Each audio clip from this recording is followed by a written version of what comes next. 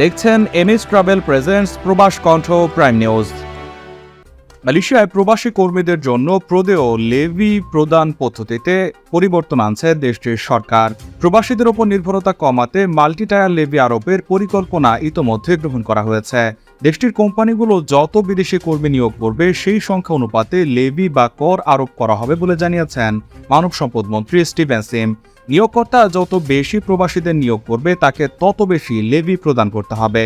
কোম্পানিটির বিদেশি কর্মীর সংখ্যা অনুযায়ী যে লেভির ধাপ করা হবে সেটিকেই বহুস্তর বিশিষ্ট বা মাল্টি টায়ার লেভি সিস্টেম বলা হচ্ছে।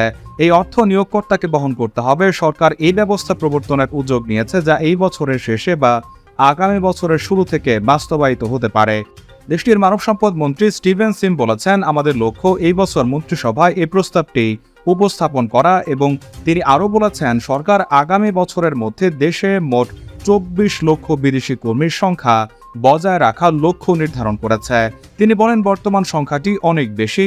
মালয়েশিয়ার স্বরাষ্ট্র মন্ত্রণালয়ের রেকর্ড মতে এই বছরের 15 ফেব্রুয়ারি পর্যন্ত মালয়েশিয়ায় প্রায় 21 লক্ষ বিদেশি কর্মী রয়েছে। এই 21 লক্ষকে 24 লক্ষে নির্দিষ্ট করার পরিকল্পনা নিয়েছে সরকার। ফলে 0.28 মিলিয়ন বিদেশি কর্মী 15টি সোর্স কান্ট্রি থেকে নিয়োগ করতে পারে। মন্ত্রী বলেন সরকার আগেই সিদ্ধান্ত নিয়েছে যে মোট বিদেশি কর্মীর সংখ্যা 2025 সালের মধ্যে মোট শ্রমশক্তির 15% বেশি হতে পারবে না।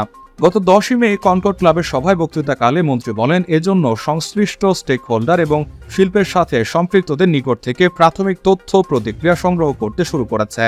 তিনি বলেন মাল্টি টায়ার লেভি সিস্টেমটি হল কোম্পানিগুলোকে বিদেশি কর্মীদের ওপর তাদের নির্ভরতা কমাতে এবং স্থানীয়দের নিয়োগ ও প্রশিক্ষণের জন্য উৎসাহিত করা। Basically, is to incentivize companies to reduce their dependency on migrant workers, help them to upscale, help them to train up local workers or even their workers to pick up higher skill jobs.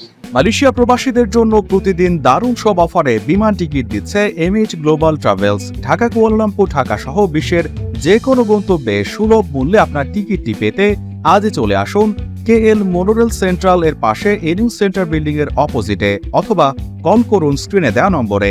আমাদের কাছে call করুন, ঘরে বসে ticket কাটুন।